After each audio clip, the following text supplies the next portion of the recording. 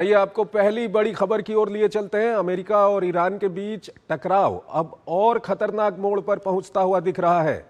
तीसरे दिन भी अमेरिकी हमले जारी रहे तो जवाब में ईरान ने भी अमेरिकी ठिकानों और तेल टैंकरों को निशाना बनाने का दावा किया। हॉर्मुज स्ट्रेट पर बढ़ता तनाव अब पूरी दुनिया की ऊर्जा आपूर्ति और समुद्री व्यापार के लिए बड़ी चुनौती बनता जा रहा है। इस सब के बीच भारतीय नागरिक की मौत के बाद भारत ने भी सख्त रुख अपनाते हुए ईरान के उपराजदूत को तलब कर कड़ा विरोध दर्ज कराया। आइए आपको ताजा घटनाक्रम से जुड़ी एक रिपोर्ट दिखाते हैं और फिर इस पर अपने विशेषज्ञ मेहमान से हम चर्चा करेंगे।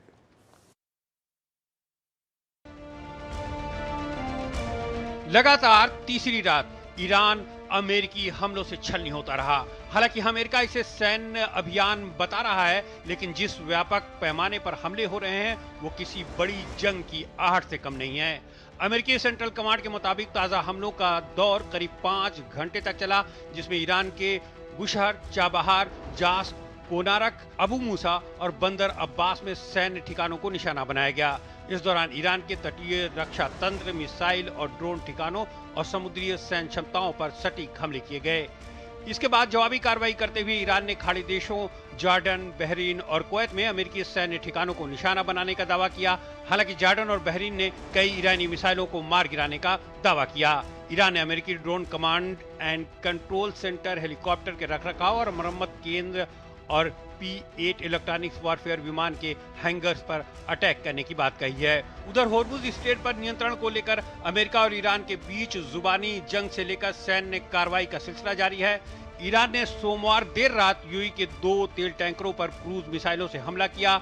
हमले में एक भारतीय की मौत हो गई, जबकि 6 भारतीय नागरिकों समेत 8 लोग घायल हैं।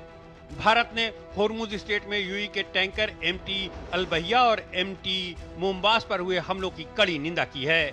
विदेश मंत्रालय ने नई दिल्ली में ईरान के उपराजदूत को तलब कर कड़ा विरोध दर्ज कराया। भारत ने क्षेत्र में तुरंत हिंसा रोकने, नाविकों की सुरक्षा सुनिश्चित करने और अंतर्राष्ट्रीय समुद्री मार्गों पर सुरक्षित आवाजाही व निर्बाध व्यापार बहाल करने की मांग की है। इस बीच ब्रिटेन के यूके मैरीटाइम ट्रेड ऑपरेशन ने ओमान के समुद्री क्षेत्र के दक्षिण पूर्व से गुजर रहे एक तेल टैंकर पर मिसाइल से हमला होने की खबर दी है।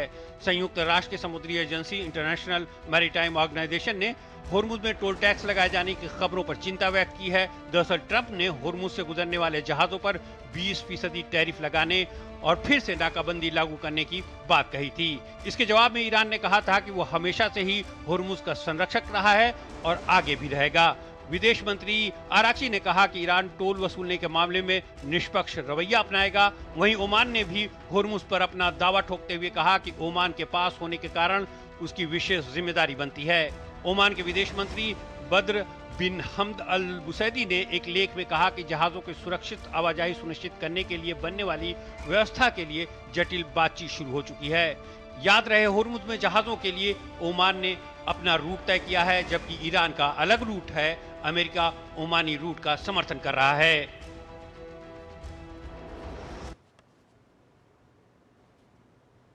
और इस पूरे मामले पर बात करने के लिए हमारे साथ जुड़ रहे हैं lieutenant general retired Sanjay Kulkarni, विदेशी और सामरिक मामलों के जानकार हैं। संजय जी, बहुत बहुत स्वागत है आपका हमारे इस कार्यक्रम में।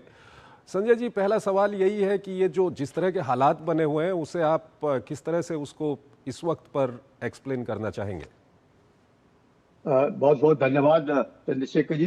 सवाल ये है कि अब स्ट्रेट ऑफ हॉर्मुज का राजा कौन, और उसके ऊपर अब लड़ाई चल रही है। यूएसए का कहना है कि वो है राजा और guardian of straight of Hormuz. Iran का मानना है कि वो हमेशा स्ट्रेट ऑफ हॉर्मुज का ही मालिक है और उसको कोई भी चुनौती नहीं दे सकता। और इसको लेकर के जिस प्रकार से मेमोरेंडम ऑफ अंडरस्टैंडिंग में जो 5वां बिंदु था, जिसमें कहा गया था कि 60 दिन तक ये स्ट्रेट ऑफ हॉर्मुज खुला रहेगा और इसके ऊपर कोई आवाजाही में कोई बाधा नहीं आएगी और कोई किसी से पैसे नहीं लेगा। लेकिन हमने देखा थोड़े ही दिन के अंदर जिस प्रकार से ईरान के द्वारा चंदे जो वहां पे टैंकर थे उनमें हमला किया गया, खासकर कतार के जो टैंकर थे, ये साफ दर्शाता है कि कहीं ना कहीं आईआरजीसी के बीच में या उधर को ऐसा कोई रोग एलिमेंट है जो यहाँ पे शांति बहाल होने में बाधा बन रहा है। नहीं तो शांति बहाल होने में कोई दिक्कत नहीं थी। जिस प्रकार से मेमोरेंडम ऑफ अंडरस्टैंडिंग बना और उम्मीद की जा रही थी कि सारी की सारी मतलब पांचों उंगलियां ईरान की घी में है और सब कुछ जो ईरान चाहता था ईरान को मिल गया है, लेकिन इसके बावजूद जिस प्रकार से कहीं ना कहीं स्ट्रेट ऑफ होर्मुज से जो टैंकर गुजर रहे थे वो ईरान के नजदीक ना बल्कि होते हुए ओमानी वाटर्स से गुजर रहे थे, और ओमानी वाटर से गुजरने के बाद कहीं ना कहीं आईआरजीसी को लगा कि उसके वजूद जो है वो खत्म हो गया है और उसके वजूद पे खतरा पहुंचा है। ये ऐसे कैसे हो गया कि स्ट्रेट ऑफ होर्मुज ईरान की तरफ वाले पानी से ना गुजरते हुए 100 शिप्स जो एक दिन में गुजरती थी, 100 तो नहीं गुजरी, तकरीबन 70-75 जो शिप्स है वो वहां से गुजरी जो ओमानी वाटर्स के द्वारा। उसने कहीं ना कहीं मुझे लगता है आईआरजीसी को झटका लगा कि ऐसे नहीं चलेगा। अगर हमारा वजूद स्ट्रेट ऑफ होर्मुज से खत्म हो गया तो फिर हमारा आइडेंटिटी क्या रही? हमारा पूरा मकसद था कि स्ट्रेट ऑफ होर्मुज को वेपनाइज करना, वो नहीं हो पाया। और इसके लिए यूएसए ने अब जिस प्रकार से एमओयू को नकारा, सीज फायर नकारा, लगातार 3 दिन से बम्बार्डमेंट हो रहा है ईरान के ऊपर, और जिस प्रकार से लगातार स्ट्रेट ऑफ होर्मुज अब सभी तकरीबन आवाजाही बंद हो चुकी है। अपने नाविक के ऊपर एक अपने नाविक मौत पर घायल हो चुके हैं, प्लस 30 नाविक में से 3-4 बहुत सीरियसली घायल हैं, बाकी यूक्रेनियन भी उसमें नाविक शामिल है। सर ये जो कॉमर्शियल वेजल्स पे हमले हो रहे हैं और एक भारतीय की वहां पर मौत हुई है, कई सारे भारतीय वहां पर घायल हैं, इसको लेकर के भारत का जो रुख है काफी कड़ा रुख भारत का है। भारत ने ईरान के जो उप राजदूत हैं उनको तलब भी किया, क्या कुछ कहेंगे भारत के रुख को लेकर के?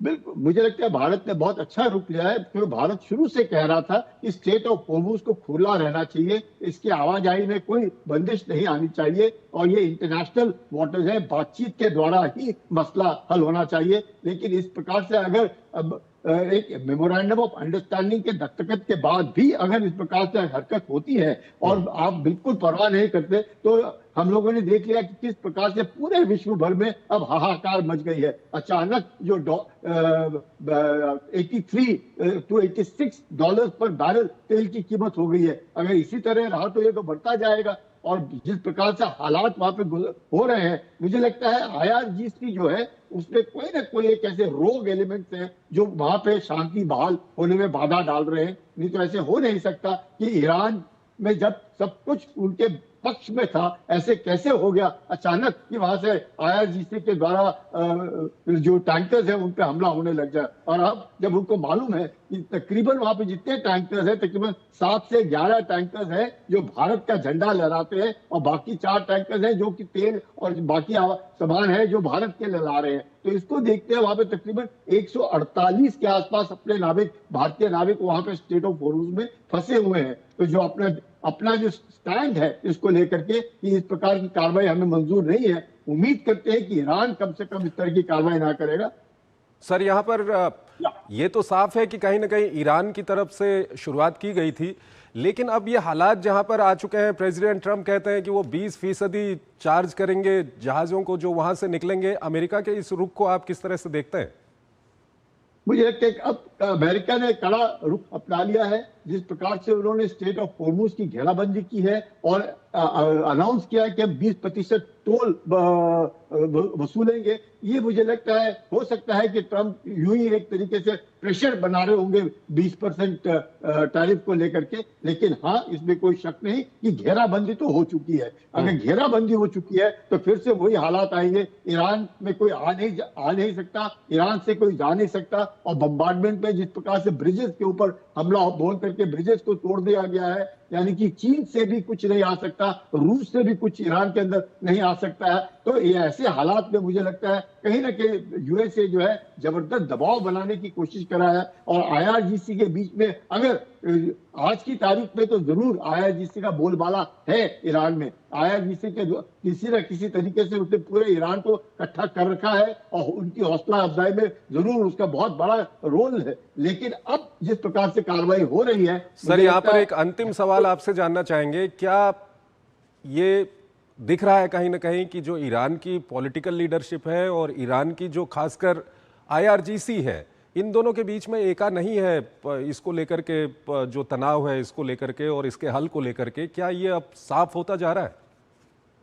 चंद्रशेखर जी, आप कह रहे हैं, जो आप कह रहे हैं वो मुझे लगता है कहीं ना कहीं बिल्कुल ठीक लग रहा है, क्योंकि पेजेस्किया को लेकर के भी वहां पर जिस प्रकार से आवाजें उठ रही हैं, जिस प्रकार से IRGC के बीच में भी जो एक तरीके से भेदभाव चल रहा है और कहा जा रहा है कि हो सकता है मुश्तबा खमैनी भी जो है बहुत बहुत जबरदस्त, उनको कहीं घायल दोबारा हो गए हैं वो, और उनके कारण भी कहीं ना कहीं IRGC में गड़बड़ है। यही कारण है कि उसके बीच में कई लोग हैं जिन्होंने अपने पांव पे कुल्हाड़ी मार ली है और बैल मुझे मार। इस वक्त जब सब कुछ ठीक चल रहा था, ईरान के पक्ष में चल रहा था, इस तरह की कार्रवाई करना साफ दर्शाता है कि कहीं ना कहीं पॉलिटिकल जो है, जो पेजेस्किया के नीचे, RFC के नीचे है, और ये जो IRGC जो याहीदी के नीचे है, जो कि खुद भी IRGC के कमांडर ही नहीं, पुराने रक्षा मंत्री रह चुके हैं, पुराने सिक्योरिटी में मिनिस्टर रह चुके हैं, इंटरनल सिक्योरिटी, तो उनको सब कुछ मालूम है, उनको पॉलिटिक्स भी मालूम है और उनके IRGC भी मालूम है। इसके बावजूद भी अगर वहां पे इस तरह की अनबन है